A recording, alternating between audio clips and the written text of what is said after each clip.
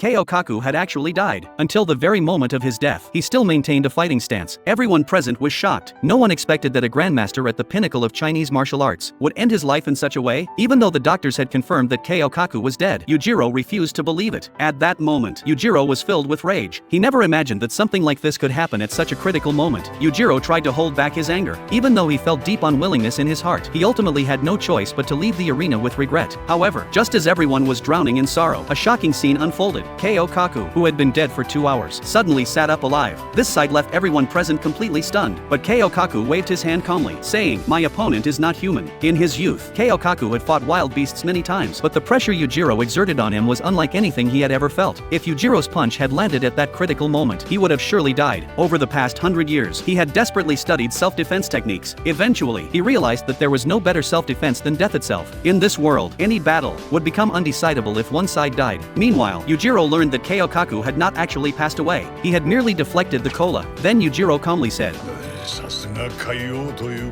by evening, Yujiro came alone to the arena. Looking at the shattered stones all around, he fell into deep thought once more. At that moment, Keiokaku appeared, facing the man who had risen from the dead. Yujiro remained completely calm. Keiokaku then spoke his inner thoughts. "This has been the most thrilling battle I've experienced in 100 years. Then, Keiokaku bestowed his own title of Haihuang upon Yujiro. But faced with this supreme honor, Yujiro said, "I appreciate your gesture, but this Haihuang title truly belongs only to you. All I ever wanted was an opponent equal in strength." Just then, Keiokaku suddenly called out to Yujiro, 100年経ったらまたやろうや。